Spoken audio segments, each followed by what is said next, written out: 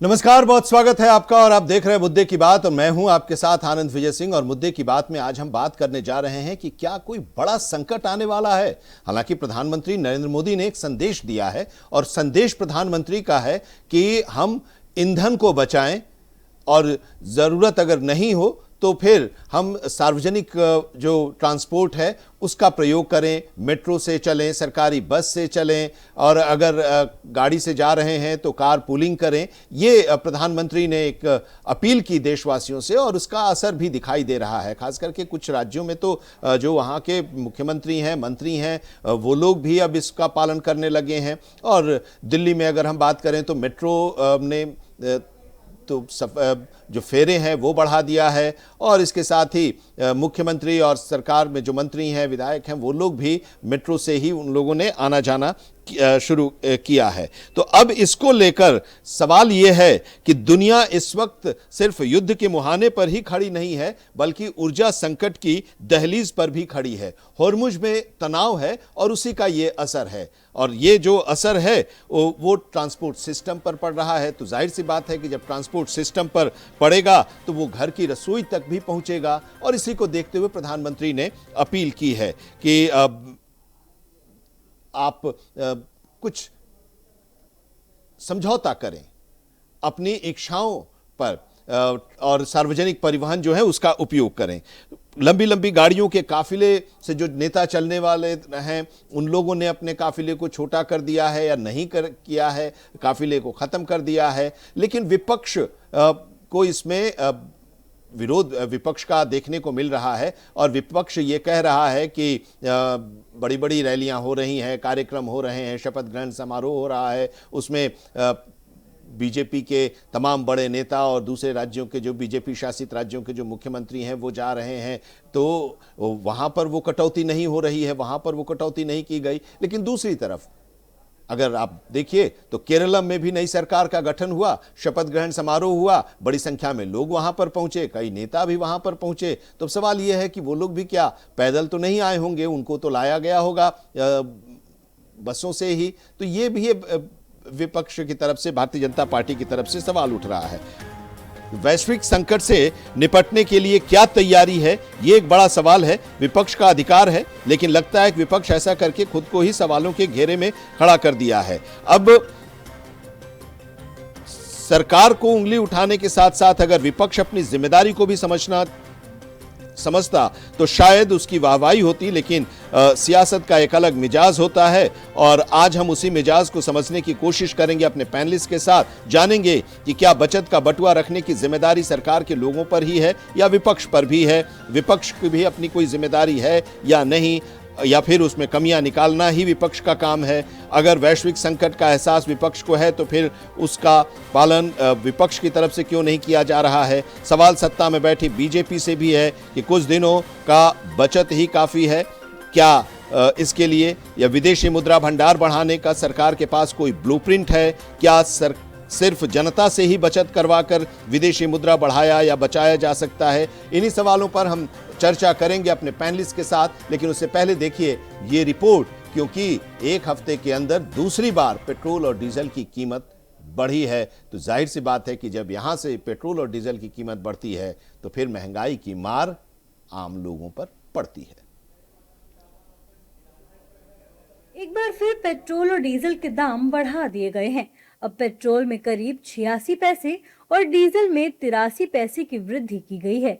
एक ही हफ्ते में दूसरी बार ईंधन के दाम बढ़ाए गए हैं। पिछले शुक्रवार को भी तेल कंपनियों ने पेट्रोल डीजल की कीमतों में करीब 3 रुपए प्रति लीटर की बढ़ोतरी की थी। दामों में हुए इस बदलाव के बाद राष्ट्रीय राजधानी दिल्ली में अब पेट्रोल की कीमत 93 रुपए 64 पैसे प्रति लीटर और डीजल की कीमत 91 रुपए 58 पैसे प्रति लीटर पहुंच गई है। वहीं एक ही हफ्ते में 2 बार ईंधन के दाम बढ़ाने को लेकर अब सियासी पारा भी हाई होता नजर आ रहा है। विपक्षी दलों ने केंद्र सरकार पर किस्तों में जनता को लूटने का आरोप लगाया है। ये तो ट्रेलर है, मैंने कहा था जिस दिन 3 रुपए बढ़ाया, अब और बढ़ा दिए, अभी देखिएगा और बढ़ाएंगे। लेकिन एक चीज की भी जांच होनी चाहिए, ये जो पेट्रोलियम प्रोडक्ट यहाँ थे क्या ये बाहर भेजे गए, इसकी भी जांच होनी चाहिए। मैं कहना चाहता हूँ भारतीय जनता पार्टी आम जनता का खून आखिरी बूंद तक चूस लेना चाहती है। अरे भाजपा वालों, 3 दिन पहले 3 रुपया बढ़ाए थे, आज 90 पैसे। कल फिर आप 90 पैसे या 3 रुपया बढ़ा दोगे, तो इसका मतलब एक ही साथ जनता को मार दो ना, एक ही साथ जनता के गले पे गड़ासा चला दो। इस महंगाई के दौर में रोज रोज किश्तों में आप क्यों बढ़ा रहे हो? बीजेपी और उसके सहयोगी दलों के नेताओं ने पेट्रोल डीजल के बढ़े दामों का मिडिल ईस्ट संकट का हवाला देते हुए बचाव किया है। एनडीए नेताओं का कहना है कि खाड़ी देशों में युद्ध रुकने का नाम ही नहीं ले रहा है।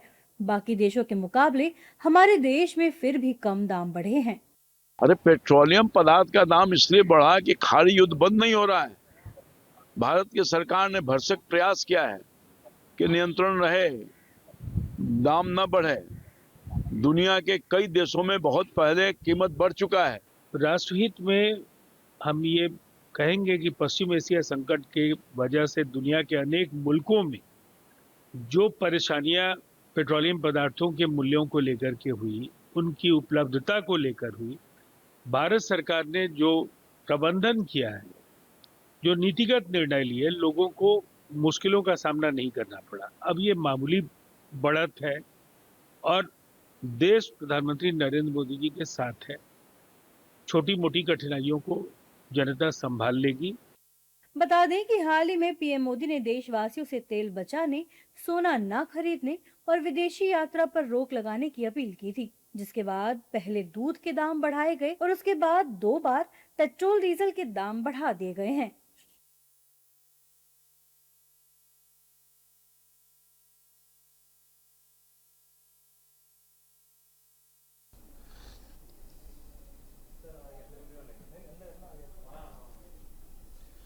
तब सवाल यह है कि क्या बचत की अपील ही काफी है, और यह भी सवाल है कि क्या आने वाले बड़े संकट की कोई तैयारी है जिससे यह अपील की जा रही है, और जब युद्ध खत्म हो जाएगा तो फिर सब कुछ ठीक हो जाएगा। यह भी एक बड़ा सवाल है। आज हम इसी को लेकर चर्चा करेंगे अपने पैनलिस्ट के साथ। हमारे साथ तापस पॉल जी हैं, भारतीय जनता पार्टी के प्रवक्ता। बहुत स्वागत है सर आपका। अनादि शुक्ला जी, कांग्रेस पार्टी की प्रवक्ता, हमारे साथ जुड़ी हुई हैं। बहुत स्वागत है अनादि जी आपका। हेमंत गुप्ता, डॉक्टर हेमंत गुप्ता, राजनीतिक विश्लेषक, बहुत स्वागत है सर आपका। और मोहित गुप्ता जी, अर्थशास्त्री, हमारे साथ जुड़े हुए हैं। और इनका महत्व इसलिए भी है कि क्योंकि ये समझाएंगे पूरी परिस्थिति के बारे में, पूरी स्थिति के बारे में। लेकिन शुरुआत तापस पॉल जी आपके साथ ही चर्चा की शुरुआत हम करना चाहेंगे। क्या कोई बड़ा संकट आने वाला है क्या, जिस तरह से बार बार अपील की जा रही है और फिर महंगाई का बोझ भी बढ़ता जा रहा है? सबसे पहले तो आज ज्येष्ठ मास की बड़े मंगलवार है, उसकी बहुत बहुत शुभकामनाएं। और प्रधानमंत्री जी को नॉर्वे में सर्वोच्च सम्मान मिला है, उसके भी देशवासियों को भी बहुत बहुत शुभकामनाएं। देखिए, जो सरकार के सामने चुनौती है वो विदित है, सभी के सामने है कि ऑयल कंपनियों का घाटा है, ग्लोबल क्रूड का प्रेशर है और फिस्कल डेफिसिट। और इन सब चीजों से जो है हम कंटिन्यूअसली हम इन सब चीजों पे काम कर रहे हैं, इन सब चीजों पे वर्कआउट कर रहे हैं और इन सब चीजों से ओवरकम करने की पूरी कोशिश कर रहे हैं। अभी आपने देखा है कि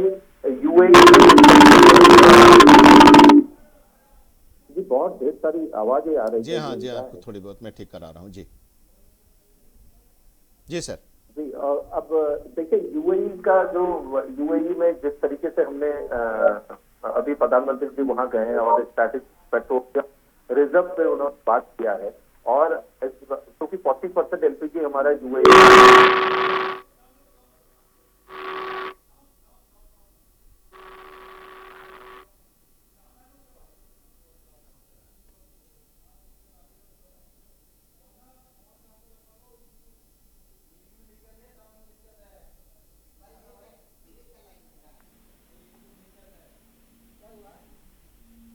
हेलो, आवाज आ रही है हमारी? जी हाँ सर, आ रही है आवाज। क्योंकि बहुत हिंडरेंस हो रहा है, बहुत ज्यादा कुछ कुछ आवाजें आ रही। तो इससे जो हमारा स्ट्रैटेजिक पेट्रोलियम रिजर्व है, जो कि यूएई के साथ हमारी बातचीत हुई है, उसका इस्तेमाल हम युद्ध में कर सकते हैं, तेल संकट के समय कर सकते हैं, सप्लाई अगर कुछ इस तरीके से बाधित होती है तो उसमें कर सकते हैं, और स्टेट ऑफ हॉर्मुज बंद होने पर उसमें भी कर सकते हैं। तो इससे जो है हम प्रधानमंत्री मोदी जी ने अभी इससे बात किया है और काम किया हुआ है उन्होंने।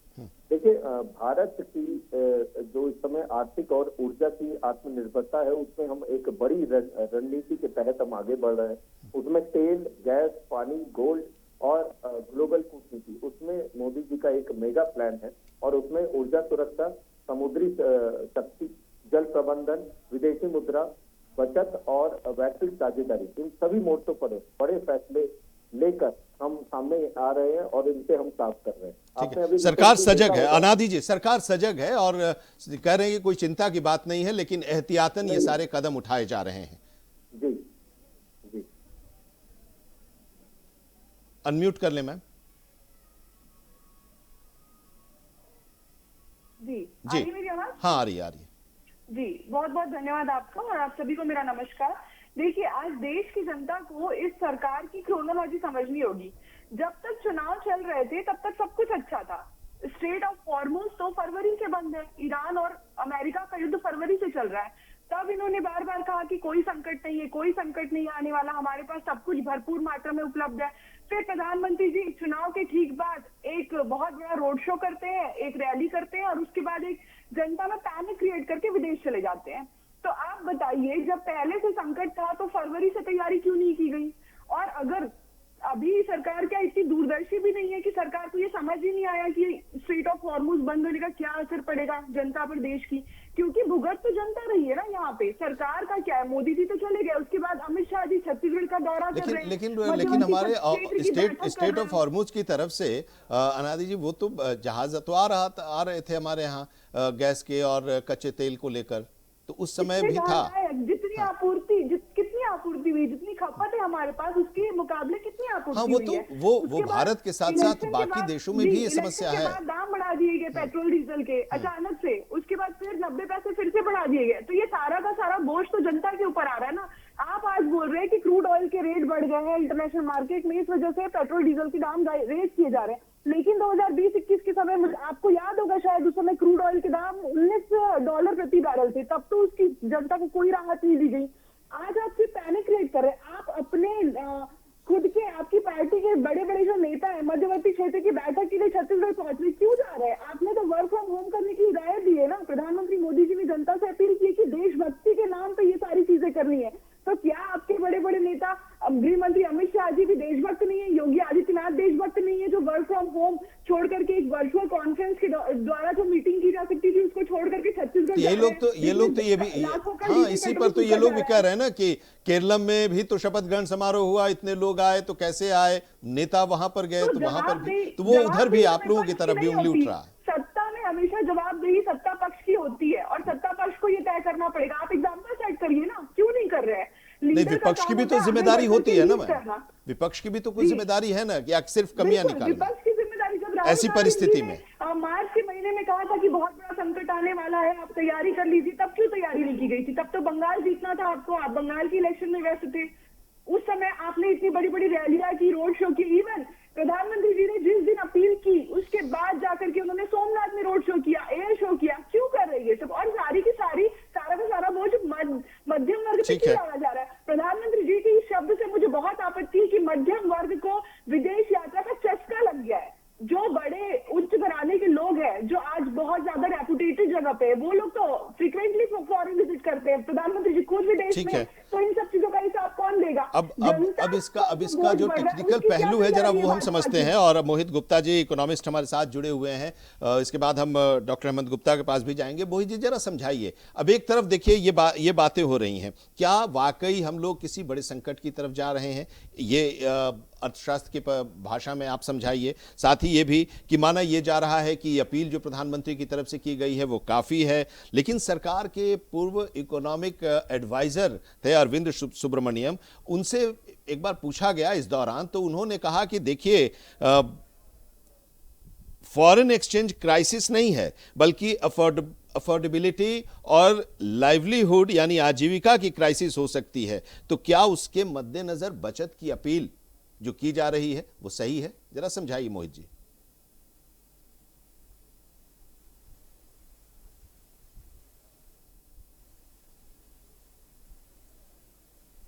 मोहित गुप्ता जी,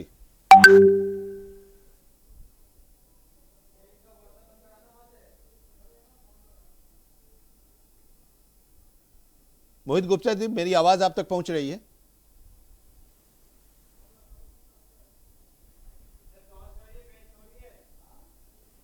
अभी हमारा संपर्क नहीं हो पा रहा है। हेमंत जी, जरा आप बताइए। जी जी, प्रधान, जो परिस्थिति है उसके बारे में बताइए। क्या वाकई हम लोग एक बड़े संकट की तरफ जा रहे हैं? क्या है अभी के सिचुएशन? नहीं, ऐसा कुछ नहीं है। ये पैनिक बनाने की कोशिश भले की जा रही है। आपको समझना है, देखिए, बहुत नट सेल में समझिए। किसी भी आदमी के पास दो खाता होता है, एक सेविंग खाता, एक परचेजिंग खाता। जब आपके पास सेविंग होगा तभी तो आप परचेज कर पाएंगे कोई भी चीज।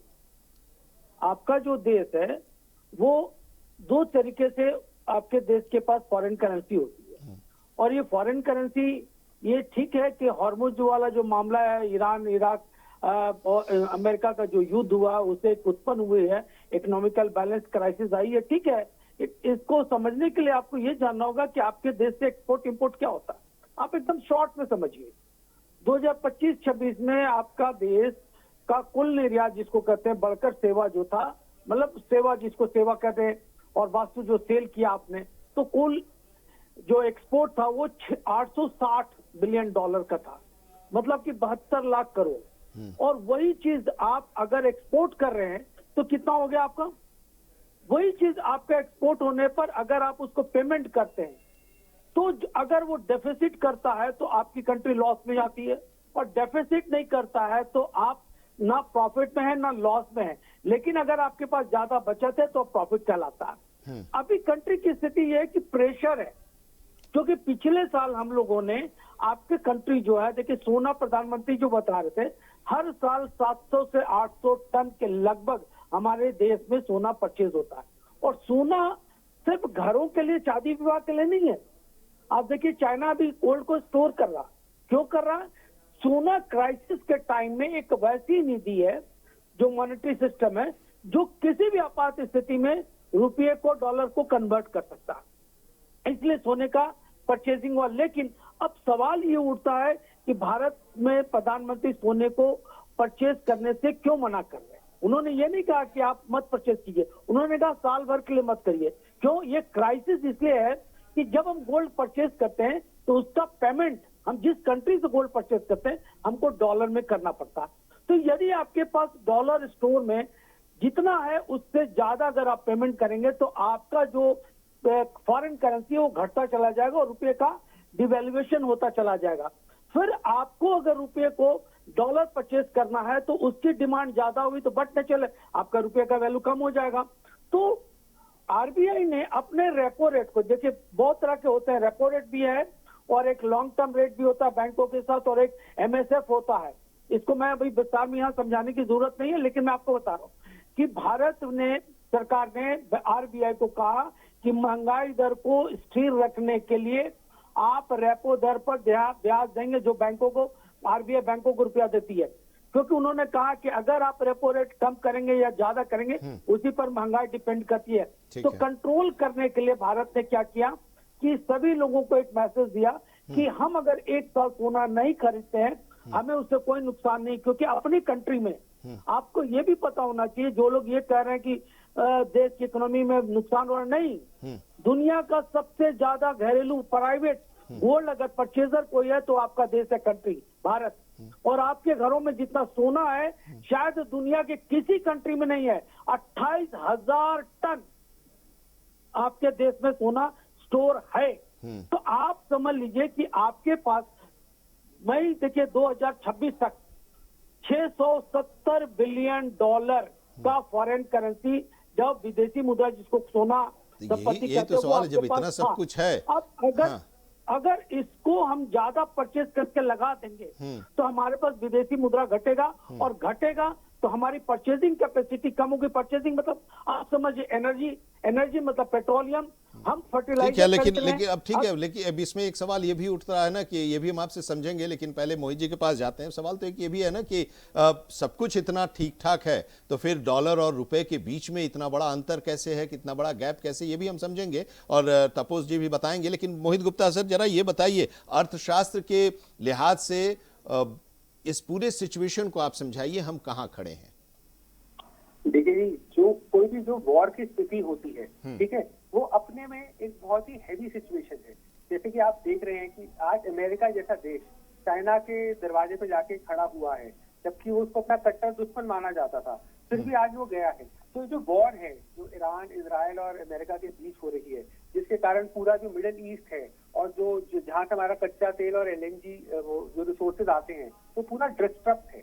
जो सप्लाई चेन है पूरी डिस्टर्ब है। और कोई भी वॉर फुल स्केल, अभी तो वॉर डिक्लेयर भी नहीं हुई है, अभी तो केवल सिर्फ रास्ते रोके गए हैं। जिस दिन ये माना जाए कि अगर फुल स्केल वॉर शुरू हो जाती है तो क्या होगा। तो जो भारत के प्रधानमंत्री है, उन्होंने 1 साल का जो रोड मैप दिया है लोगों को, उन्होंने केवल और केवल अभी एक कहते हैं ना, आपको प्रिपेयर कर रहे हैं कि अभी तो केवल शुरुआत है। और कोई भी जैसे आप कोई वॉर जैसी स्थिति होती है, ये एडवर्स सिचुएशंस होती हैं, इनका हर एक चीज पे, कच्चे तेल पे, देखिए जो इंडिया है उसका सब लगभग एक तिहाई जो तेल है और जो नेचुरल जो एलएनजी या सीएनजी जो गैसेस आती हैं, वो उनका सोर्स ही ईरान है। अगर वो सप्लाई पूरी डिस्टर्ब हो जाएगी तो स्वाभाविक सी बात है कि जो कच्चे तेल की कीमतें वो बढ़ेगी, उसके कारण जो और जो इन्फ्लेशन है वो भी बढ़ेगा कहीं ना कहीं। तो उसके अलावा जो प्रधानमंत्री ने सोना 1 साल वो बोला, जो लोगों को बोला कि जो हिंदुस्तानियों का जो एक सोने के प्रति प्रेम है, जो वो मानते हैं कि भाई ये एक सेफ हेवन माना जाता है, कि कहीं और स्टॉक मार्केट में जब रिटर्न आएंगे या भूमि के रेट बढ़ेंगे तो सोना एक स्वाभाविक सी बात होती थी कि जो हिंदुस्तानी उसमें इन्वेस्ट करते थे। तो जो 1 साल तक उन्होंने ये जो भारत देश के वासियों के साथ जो उन्होंने अपनी बात रखी है कि 1 साल तक सोना ना खरीदे, तो उसका ये परिमाण ये है कि जो हमारे जो फॉरेन एक्सचेंज रिजर्व है, सोना आज आप फॉरेन करेंसी में खरीदते हैं, जिसके कारण जो हमारी जो विदेशी मुद्रा है वो बाहर जाती है। तो कहीं ना कहीं जो डॉलर है, आप देखेंगे कि just because of this war तो 93 से 95 से 97 और 100 की तरफ जा रहा है। तो कहीं ना कहीं अगर अभी से उसको चेक नहीं लगाएंगे, अगर उस पर रोक नहीं लगाएंगे, तो आने वाले दिनों में उसके परिणाम भुगतने पड़ सकते हैं। तो ये एक चेतावनी है जो देशवासियों के सामने उन्होंने रखी और देश को उससे उभरने की उन्होंने एक निवेदन किया है। तो मेरा ये मानना है। ठीक है, अब तपोस जी, ये सारी बातें तो आप सुन रहे हैं और सारी दलीलें दी जा रही हैं, पक्ष में भी विपक्ष में भी, और अर्थशास्त्री भी अपने अपने ढंग से इसको समझा रहे हैं, मोहित जी भी इसको अपने ढंग से समझाए। लेकिन ये बताइए कि बचत की अपील जो है वो ही काफी है या कुछ और करने की जरूरत है सरकार को?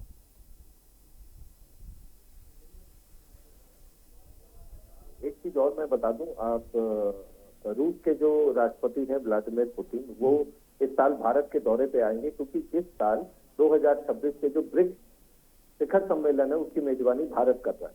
तो सारे लोग जो है भारत आएंगे और इस पे जो है गहन चर्चा होगी और आगे की तरफ बातचीत होगी। अमेरिका ने भी जो एक वो नाराजगी करता था कि भारत रूस से क्यों तेल खरीद रहा है, वो नाराजगी भी उन्होंने इस आपाधापी में, उस पर जो बात हुई है वो कोई इस तरीके की नाराजगी जैसी कोई चीज भी नहीं। तो देखिए, हम किस पे काम कर रहे हैं। मैंने जैसे पहले कहा था कि तेल, गैस, पानी, गोल्ड और ग्लोबल कूटनीति पे मोदी सरकार की एक मतलब मेगा प्लान है और उसके तहत हम आगे की तरफ बढ़ रहे हैं। अंडमान सागर में तेल गैस की जो मेगा तट है उसमें ONGC 1.8 लाख करोड़ का खर्चा कर रही है और उससे अंडमान बेसिन पे 12 अरब बैरल तक तेल भंडार होने की संभावना है। उस पर हम काम कर रहे हैं, जो कि गोयना में जिस तरीके से हमें भंडार मिला और उसके बाद हम उसके ऊपर का आगे की तरफ काम किए।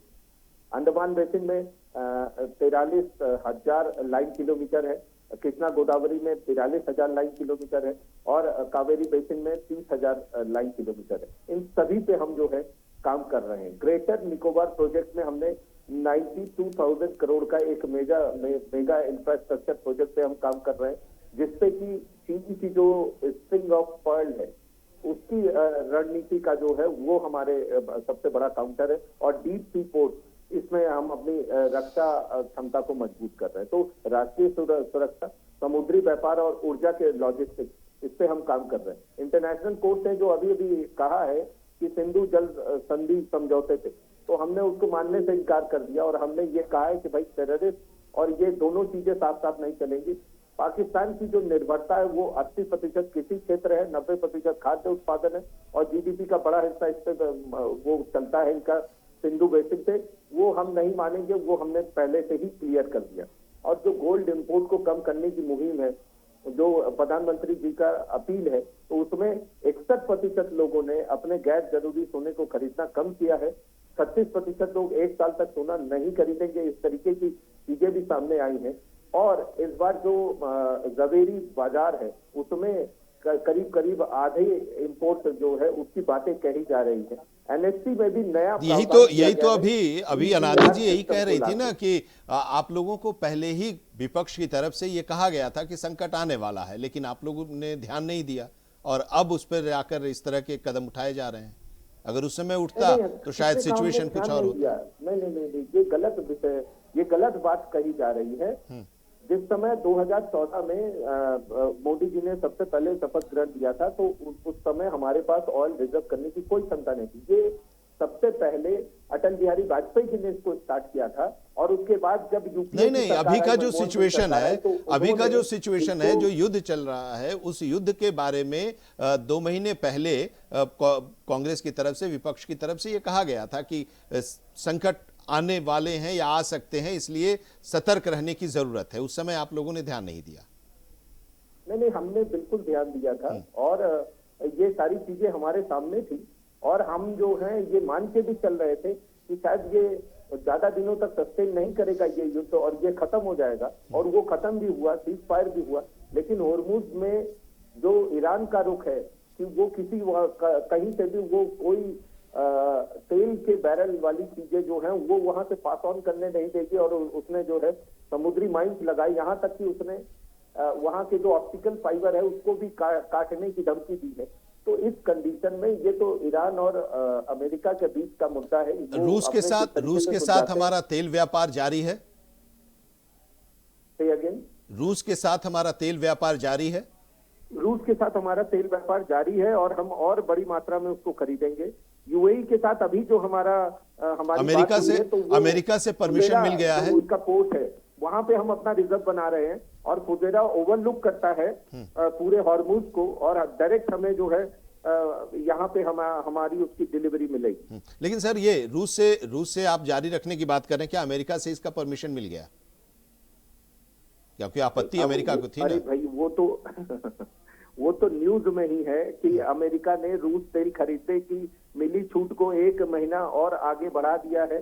साथ ही कच्चे तेल की कीमतों में आज 2% की गिरावट भी आई है। तो ये सारी चीजें तो चली रही हैं और हम सरसरी तौर पे जो है इस पे निगाहें बना के रखेंगे। तो आज का ही न्यूज है। ठीक है, अनादि जी सहमत हैं?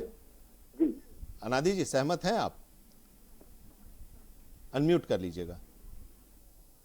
पहले तो गुप्ता जी और मोहित गुप्ता जी ने बोला कि पैनिक करने की कोई जरूरत नहीं है। तो ये पैनिक तो मोदी जी ने क्रिएट किया है। उन्होंने पैनिक क्रिएट किया, विदेश चले गए। दूसरी बात, अगर सब कुछ अच्छा है, पेट्रोल डीजल के दाम बढ़ने से कोई इतनी दिक्कत नहीं है, तो थोक महंगाई दर अपने 14 महीने के पीक पर क्यों है? खुदरा की तो बात जाने दीजिए, थोक महंगाई दर अपने 14 महीने के पीक पर आ गई है। तीसरी चीज, क्रूड ऑयल स्टोरेज की जो बात तपोष पाल जी कर रहे थे, उनको बता दूं कि 2014 के पहले ही जो क्रूड ऑयल स्टोर करने की जितनी चीजें बननी थी वो बनी है, 2018 में जाकर के पूरी हुई है। 2002 तक हम चाइना के बराबर थे क्रूड ऑयल स्टोर करने में, लेकिन जब तक मनमोहन सिंह जी की सरकार थी तब तक इस पे काम हुआ। 2014 के बाद कोई भी नया प्रोजेक्ट लॉन्च नहीं किया गया, ना प्रपोजल दिया गया है। ये चीज। दूसरी, जब हम पहले आराम से रशिया के साथ क्रूड ऑयल का व्यापार कर ही रहे थे, तो अमेरिका की परमिशन की जरूरत कहां से पड़ गई? इसका जवाब तो आपकी सरकार आज तक नहीं दे पाई है कि भारत को अमेरिका की परमिशन लेने की जरूरत क्यों पड़ी रशिया से तेल खरीदने, जबकि हमारा पहले से व्यापार स्मूथ चल रहा था। नहीं पहले इसके बाद आप ये बोल रहे हैं अब इसको लोग करेक्ट करेंगे, लेकिन ये बताया जा रहा था कि जब कांग्रेस की सरकार थी, यानी आप लोगों की या विपक्ष की जब सरकार थी, तो उस समय रूस के साथ जो तेल व्यापार था वो शायद 1% के आसपास था। जी, और स्टोरेज में आगे बताती हूँ और बातें कर लेते हैं। पहले गोल्ड की जो बात की कि गोल्ड स्टोर करके रखते हैं भारतीय जनता, आप एक बात बताइए, जिस देश में करीब 50% से ज्यादा लोग आज गरीबी रेखा से नीचे हैं और सरकार के दिए हुए अनाज पर चल रहे हैं, क्या वो गोल्ड खरीदने के लायक है? 1,50,000 रुपए जो रेट चल रहा है उस पे, तो वो तो वैसे ही लायक नहीं। तो आप अपील किससे कर रहे हैं गोल्ड बचाने की कि आप गोल्ड मत खरीदिए, ठीक है? इसके बाद आप निको पावर प्रोजेक्ट की बात करके आपने बहुत अच्छा काम किया था पोषपाल जी। मैं इस मुद्दे को उठाना चाहती थी कि निको पावर प्रोजेक्ट में डिफेंस के नाम पर जो वहाँ पे फ्लोरा फौना और वहाँ के ट्राइब्स को वहाँ से खदेड़ करके जो बर्बादी लाने की योजना है सरकार की, जिसमें कसिनो खोले जाएंगे वहाँ पे, जो प्रोजेक्ट जो प्रस्तावित है उसमें कसिनो खोले जाने की बात हो रही है, उसमें होटल्स खोले जाएंगे, रिजॉर्ट बनाए जाएंगे, तो उस पूरे एरिया के फ्लोरा फौना प्लस वहाँ के आदिवासियों की पूरी जिंदगी को बर्बाद करने का जो प्रोजेक्ट सरकार लेकर आई है, इसका तो सख्त विरोध होना ही चाहिए। ये कोई डिफेंस का प्रोजेक्ट नहीं है। आप खुद देखिए वहाँ की स्ट्रेट में जो सिंगापुर और मलेशिया के बीच में है और इंडिया कितना ज्यादा डिस्टेंस है, 200 किलोमीटर के डिस्टेंस में कोई स्ट्रेट नहीं बनता है, कि आपको पता होना चाहिए। चाबहार पोर्ट जिसकी बात आप कर रहे हैं, इसके लिए इस बार सरकार ने 0 बजट दिया है अमेरिका के कहने पे। क्यों? ये सारी चीजें अमेरिका के कहने पे भारत क्यों चल रहा है? इस वजह से आज हम इतनी तकलीफ में। आपको इसको आगे आकर स्वीकारना चाहिए, भारत सरकार को एक्सेप्ट करना चाहिए, भाजपा के नेताओं को एक्सेप्ट करना चाहिए कि हम फेल हैं हिंदुस्तान को चलाने में, हम फेल हैं केंद्र सरकार को रन करने में, हम फेल है महंगाई दर को रोकने में, हम फेल है रुपए के गिरते हुए को रोकने से। तो आप ये सारी चीजें एक्सेप्ट कर लीजिए, जनता को आगे आकर सच बता दीजिए, सिर्फ अपनी इमेज मत बनाइए। इमेज बचाने की जो बात है आप ठीक है, एक छोटा सा जवाब तपोष जी दीजिए, फिर हम मोहित जी के पास जाएंगे। कर रहे थे और परमिशन की बात कर रहे थे। मैं बता दूं कि 2014 से पहले जो मनमोहन सिंह गवर्नमेंट तेल आयात करती थी वो सऊदी से तेल आयात करती थी और सऊदी तेल बेचता है डॉलर में, तो हमें पहले एक्सचेंज करना पड़ता था डॉलर में, उसके बाद हम जो है ये करते थे। ईरान के ऊपर अमेरिका का सैंक्शन लगा हुआ था, रूस पे अमेरिका का सैंक्शन लगा हुआ था, हमने इन दोनों से तेल लेना प्रारंभ किया। ये हमारी स्ट्रैटेजिक प्लानिंग थी और उसके कारण क्रूड ऑयल के दाम ड्रास्टिक रूप से कम हुए, क्योंकि सऊदी जहां 100 रुपए से ऊपर बेच रहा था, $100 से ऊपर बेच रहा था, वहीं पे हमने ईरान से और रशिया से 60 और 62 डॉलर में हमने तेल खरीदना शुरू किया। और अमेरिका ने इसको लेके कई बार हमारे ऊपर चेतावनी दी और हमने वहां से डॉलर में नहीं रुपीज में लिया, क्योंकि सैंक्शन लगे हुए थे तो वो डॉलर में व्यापार नहीं करते थे। ये हमारी स्ट्रैटेजिक मूव थी, इसीलिए तो हमने वैश्विक स्तर पे काम किया। और ये जो अभी बात कर रहे थे, मैं एक आंकड़ा आपको बता दूं, देखिए 2003 में जब अटल बिहारी वाजपेयी जी ने सरकार छोड़ा था तो 33 रुपए था, और 2013 में जब मनमोहन सिंह थे तो 74 रुपए हुआ, मतलब 124% का ग्रोथ हुआ। और 2026 में अभी देख लीजिए 74 रुपए से 100 रुपए हुआ, मतलब मात्र 35% की वृद्धि हुई है। तो वो इतने बड़े अर्थशास्त्री थे, उनको ये मालूम ही नहीं है। और एक चीज और बता दूं, आपके नेहरू से लेके मनमोहन सिंह तक के जितने प्रधानमंत्री सबने गोल्ड खरीदना मना किया है और पेट्रोल के खपत को कम किया है, और ये हमेशा वो रिक्वेस्ट करते रहे हैं। इंदिरा गांधी के समय में तो जो गोल्ड रिकवरी वाला वो सबसे बड़ा स्कैम है, आपको मालूम है कि नहीं मुझे नहीं मालूम है। उस समय कांग्रेस के कार्यकर्ता घुस के जो है लोगों के घरों से गोल्ड उठा लाए थे और कई रियासतों पे छापेमारी हुई थी, और उसको वो गोल्ड जो है कांग्रेस के नेताओं के अकाउंट में गए, उसका कोई आज तक हिसाब भी नहीं है।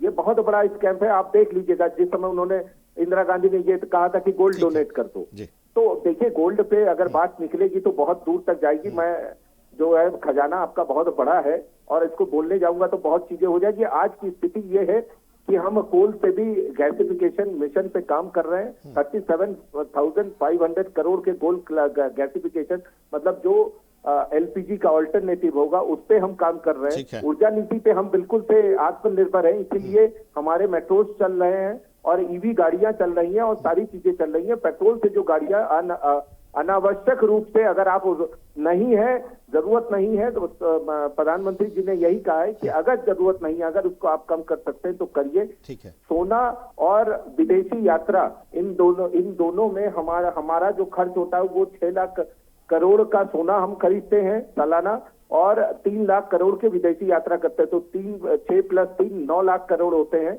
अगर 17 लाख करोड़ के जो हम क्रूड ऑयल खरीदते हैं बाहर से, जो इसमें कि फॉरेस्ट लगता है, इन तीनों चीजों में बेसिकली फॉरेस्ट हमारा खर्चा होता है, तो हम 9 लाख करोड़ रुपए बचा ले जाएंगे। 8 लाख करोड़ में हम अपने कच्चे तेल को ठीक है। कर सकते हैं। एक चीज और बता दूं, कच्चे तेल में अगर एथेनॉल की ब्लेंडिंग किसी ने स्टार्ट की तो वो हमने स्टार्ट की 2014 के बाद। गन्ना किसानों को डायरेक्ट उसमें लाभ मिला। उसमें भी ये लंदन के एक व्यापारी थे और कांग्रेस के यहाँ के नेता थे, उन्होंने सुप्रीम कोर्ट में दायर किया था कि आप एथेनॉल ब्लेंडिंग नहीं कर सकते।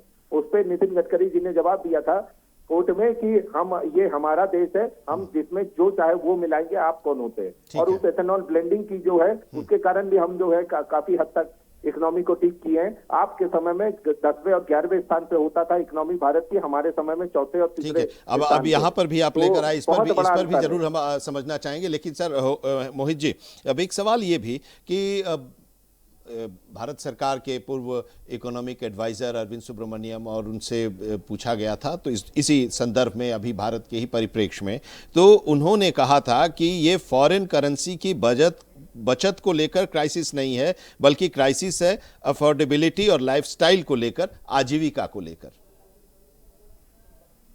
देखिए जी, मेरा ये कहीं ना कहीं मानना है, जो अगर आप पिछले 5 वर्षों में देखें, पहले कोविड, फिर रशिया यूक्रेन वॉर, फिर टैरिफ्स का लगना और अब ईरान की जो वॉर जैसी सिचुएशन चल रही है, तो ये जो एक्सटर्नल फैक्टर्स हैं देश के, ये कहीं ना कहीं पिछले 5 साल से बहुत ज्यादा डिस्टर्ब है। तो इंटरनल और जैसे हम डोमेस्टिक माना जाता है, तो भारत की जो आज वो पॉपुलेशन है, जो 150 करोड़ की जो आबादी है, वो आज लोगों को लुभा रही है और वो आके उस मार्केट में इन्वेस्ट करना चाहते हैं। तो कहीं ना कहीं हमारा हमारे इंटरनल फोर्सेस है वो स्ट्रेंथन हुई है। पर जैसा कि हम जानते हैं, जो एक्सटर्नल फैक्टर्स हैं वो किसी ना किसी कारणवश से वो डिस्टर्ब रहे हैं। तो जो ये अपील है, मेरा कहीं ना कहीं मानना है, जो हमारे को ये सलाह दी जा रही है कि थोड़ी कटौती कीजिए, अपने फॉरेन ट्रैवल पे कंट्रोल करिए, वर्क फ्रॉम होम अपनाइए, या सोना कम खरीदिए, या कच्चे तेल को थोड़ा कम इस्तेमाल कीजिए। तो ये सारी, देखिए, ये हम सारी चीजें फॉरेन करेंसी में ट्रेड करते हैं और ये हम सारी चीजें इम्पोर्ट करते हैं। तो आप ये मानते हैं कि जो हमारा इम्पोर्ट वर्सेस एक्सपोर्ट का जो डेफिसिट है वो बहुत ज्यादा वाइड है। हम अपने इम्पोर्ट से बहुत ज्यादा निर्भर हैं और जो हमारे एक्सपोर्ट्स हैं वो कम है। तो अगर जो ये डेफिसिट है, इसके चलते अगर हम इस पर अभी से रोक नहीं लगाएंगे तो आने वाले 1 या 2 साल तो ये वॉर जैसी स्थिति है, कोई बड़ी बात नहीं। क्या पता कि चाइना भी अपना रंग दिखाए और ताइवान पे कब्जा कर ले, तो वो भी एक एक्सटर्नल फैक्टर रहेगा। क्या पता सॉफ्टवेयर और ये आईटी जो सेक्टर है, इस पे भी अब आने वाले दिनों में कुछ कठिनाइयां देखने को मिली जा सकती है।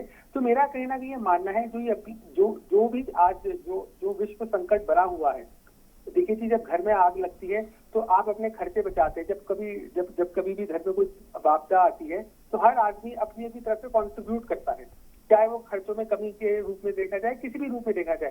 तो आपको जब वॉर जैसी सिचुएशन होगी तो आपको वॉर फुटिंग पे ही काम करना पड़ेगा।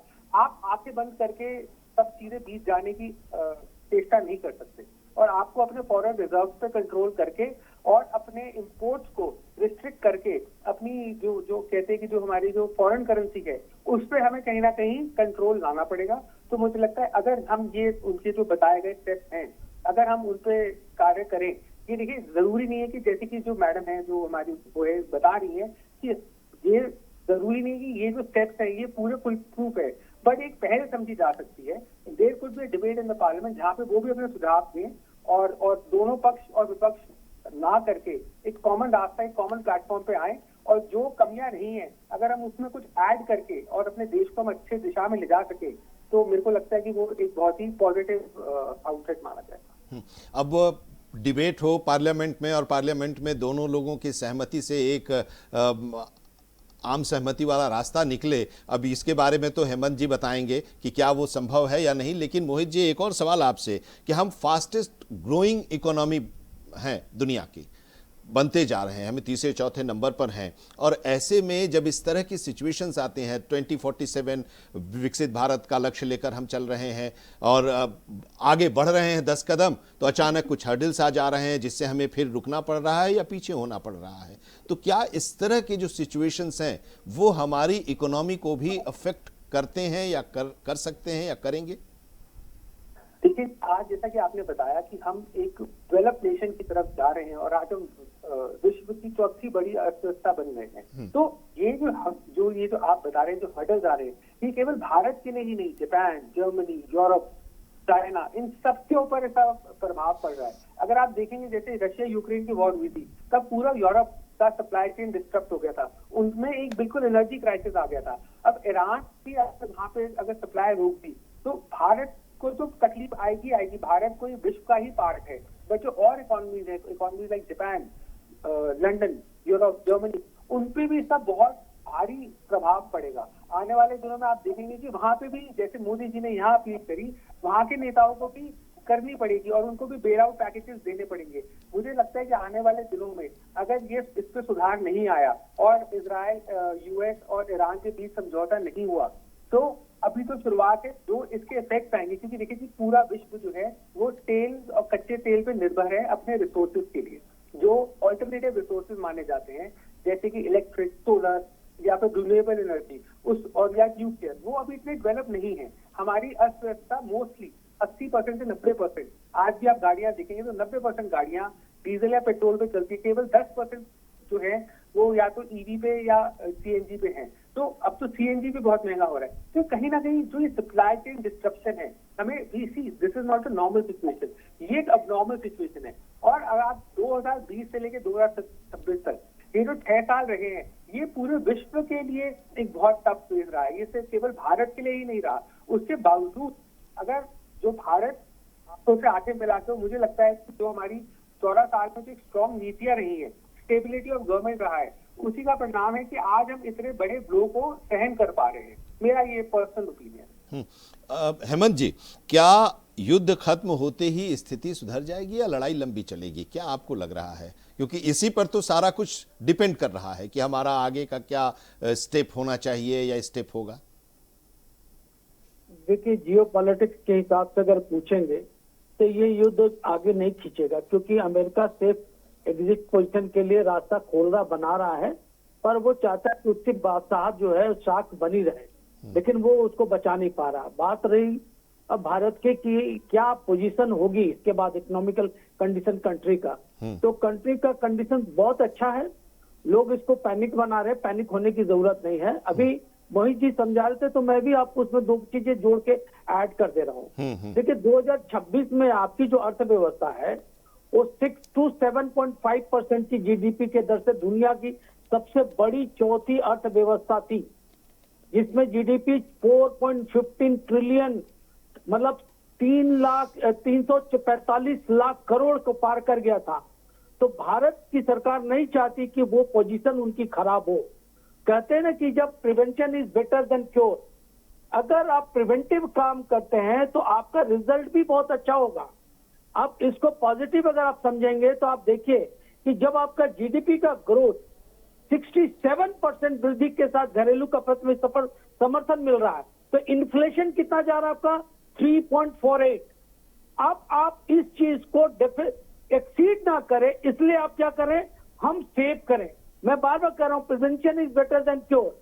तो प्रधानमंत्री ने जो अपना जो स्लोगन दिया कि भाई आप बचत करें, आप 1 साल तक वो चीज ना परचेज करें जिससे हमको विदेशी मुद्रा पर हमको इफेक्ट पड़े, क्योंकि हम चाहते हैं मेरा सेविंग फॉरेन करेंसी इतना रहे कि कभी कोई इमरजेंसी हो तो हम कंट्री के लोगों को उस मुसीबत से, जब पैसा रहेगा तभी तो हम विदेश से उस चीज को आयात कर सकते। तो विदेशी ट्रेड का जो एक्सपोर्ट इंपोर्ट का जो उसका रेशियो है, उसको डिसबैलेंस नहीं होने के लिए, डेफिसिट में नहीं जाने के लिए प्रधानमंत्री ने ऐसी वित्तीय अवस्था को स्थिर लाने के लिए उन्होंने कहा कि इकोनॉमिकल स्टेबिलिटी हमारा बना। अब रहा भाई कि इसको समझना है तो आप समझिए कि आपका जो आईएमएफ है, वर्ल्ड बैंक के अनुसार आपका कुल जो आकार है वो कितना है, इसको आप समझ लीजिए। तो आप लगभग $4 ट्रिलियन है। अब भारत का जो जीडीपी है, दुनिया की चौथी अर्थव्यवस्था है, उसको भारत चाहता है कायम रखे। तो उसके लिए क्या करना होगा आपको कि आपका जो गोल्ड रिजर्व है, क्योंकि अमेरिका से डॉलर भी आपके गोल्ड बॉन्ड के अगेंस्ट में ही आता है, तो जितना कंट्री में गोल्ड स्टोर होगा उतना ही आप बहुत मतलब साउंड पोजीशन में रहेंगे। तो that is the main ideas of the prime minister of India कि भाई अब सेव करके खुद को प्रिवेंटिव कर लीजिए, ताकि prevention is better than cure वाली क्वालिटी पूर्ण हो सके। अब इसमें तपोस जी है एक सवाल कि क्या सरकार के पास कोई ब्लूप्रिंट है, लेकिन उससे पहले जरा अनादि जी से हम जानना चाहेंगे कि अब अभी मोहित गुप्ता जी ने कहा कि सत्ता पक्ष और विपक्ष को पार्लियामेंट में इस पर चर्चा करनी चाहिए, एक आम सहमति बननी चाहिए। आम सहमति बन सकेगी? जी बिल्कुल, जॉइंट सेशन बुलाना चाहिए पार्लियामेंट में और इस पे बात होनी चाहिए। इसके लिए कोई मना नहीं कर रहा है, विपक्ष भी इसके लिए मना नहीं कर रहा है। लेकिन मोहित जी जो बाकी देशों की स्थिति बता रहे थे, तो मैं भी यहाँ पे आपके माध्यम से जनता को बताना चाहूंगी कि नेपाल जैसे देश में जहाँ पे इतनी इनस्टेबिलिटी के बाद में अभी की स्टेबल गवर्नमेंट फॉर्म हुई है, वहां पे नेपाल ने 2 रुपए पेट्रोल सस्ता किया और 12 रुपए डीजल सस्ता किया।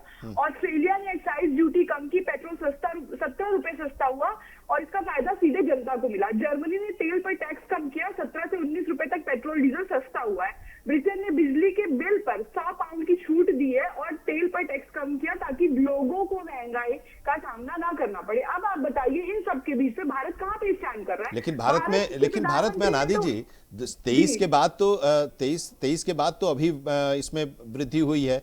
इससे पहले एक्साइज ड्यूटी भी कम किया गया था, आप ये पॉइंट जरूर एक्साइज ड्यूटी भी कम किया गया था। तो इस सिचुएशन को लेकर 23 के पहले क्या पेट्रोल सस्ता था? क्या 50 रुपए लीटर मिल रहा था 23 के पहले पेट्रोल, या 70 रुपए लीटर मिल रहा था?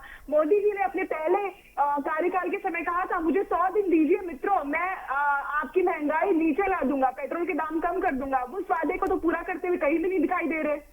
केंद्र सरकार तो नहीं दिखाई दे रही है इसको पूरा करते हुए। और जो बार बार तपोष पाल जी इंदिरा गांधी जी को बीच में लेकर के आ रहे थे, तो सबसे पहले उन्होंने अपना सोना सरेंडर किया था। वो युद्ध का समय था, भारत का युद्ध चल रहा था, तो उन्होंने तो एक मिसाल कायम की थी, अपने पति से मिला हुआ, अपने पिता से मिला हुआ, माता से मिला हुआ सोना सरेंडर करके।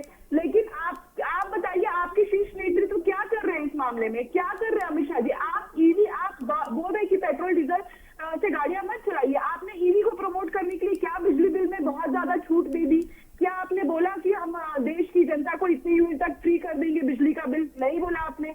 आपकी राज्य की सरकारें तक बिजली ईवी से चलने वाली बसें नहीं खरीद पा रही। जिन जिन राज्यों में आपकी सरकार है वहां पे, उत्तर प्रदेश और महाराष्ट्र को छोड़ दिया जाए, तो बताइए कितने स्टेट में आज भाजपा की सरकार है और कितने स्टेट में ईवी से चलने वाली बसें चल रही है? आपने जनता को बोला कि आप पब्लिक ट्रांसपोर्ट का इस्तेमाल करिए, लेकिन इतनी ज्यादा जो भीड़ होती है वहां पे, उसको कम करने के लिए क्या सरकार ने कोई कदम उठाया? जब तैयारियों का समय था तो आप चुनाव में व्यस्त थे, आप रैलियां कर रहे थे, और अब सारा का सारा वोट जनता के ऊपर। लेकिन एक चीज तो है ना, ठीक है, आपके अपने कंसर्न है और वो कंसर्न आम जनता से जुड़े हुए हो सकते हैं, इसमें कोई दो राय नहीं। और ठीक है, नहीं, मैं उसको खारिज भी नहीं कर रहा हूं, और यहाँ पर जो पैनल के लोग हैं वो भी उस कंसर्न को जरूर समझ रहे हैं और अपने अपने हिसाब से उसका तर्क भी दे रहे हैं। लेकिन एक चीज तो है ना, कि जब इस तरह के सिचुएशंस आते हैं तो उस सिचुएशंस में सबको एक साथ खड़ा होना चाहिए, खड़ा रहना चाहिए। क्योंकि अगर आप लोगों की सरकार होती, नहीं अनादि जी, अगर आज के परिवेश में आपकी भी सरकार होती, अनादि जी, चुनाव खत्म होने के बाद मई में याद आ रही है आपको कि देश की बाकी जनता भी है, आपने बंगाल ठीक है, मैं आपकी बात को काट नहीं रहा हूं। मैं ये कह रहा हूं कि अगर आज के संदर्भ में बात जो हम कर रहे हैं, जो स्थिति है, परिस्थिति है, वैश्विक परिस्थिति है, उसमें अगर आपकी सरकार भारत में होती, कांग्रेस की होती या इंडिया गठबंधन की होती, वो उसके प्रधानमंत्री होते, तो वो भी इसी तरह का फैसला लेते ना। जी, अगर कांग्रेस की सरकार होती या इंडिया गठबंधन की सरकार होती, यूपीए पार्टी की सरकार होती, तो ये दूरदर्शिता तो राहुल गांधी जी ने पहले ही दिखा दी थी। मार्च महीने में कह दिया था कि तैयारियों का समय है, संकट आने वाला है, तैयारी कर लीजिए, नहीं तो देश की जनता को भुगतना पड़ेगा। तब उस चेतावनी का उस समय ऐसा लग रहा था, उस समय बीच में ऐसा लगा कि युद्ध बंद होने वाला है और भारत के जो जहाज निर्बाध रूप से आ रहे थे, नहीं, भारत के जो जहाज थे वो निर्बाध रूप से आ रहे थे, हमारे पास भंडार भी था, हमारे पास स्टॉक भी रह रहा था। अभी भी जब प्रधानमंत्री ने जो अपील की थी, उसी समय पेट्रोलियम मिनिस्टर ने भी कहा, पेट्रोलियम मिनिस्टर ने भी वो स्थिति साफ की कि 60 दिन का हमारे पास स्टॉक है, स्टोर है। लेकिन हमें पैनिक होने की जरूरत नहीं, लेकिन हमें सचेत होने की, अपने लाइफस्टाइल में परिवर्तन लाने की जरूरत है। मुझे लगता है कि इस संदेश का मकसद ये था, उस संदेश का मकसद ये था। तपोष पाल जी,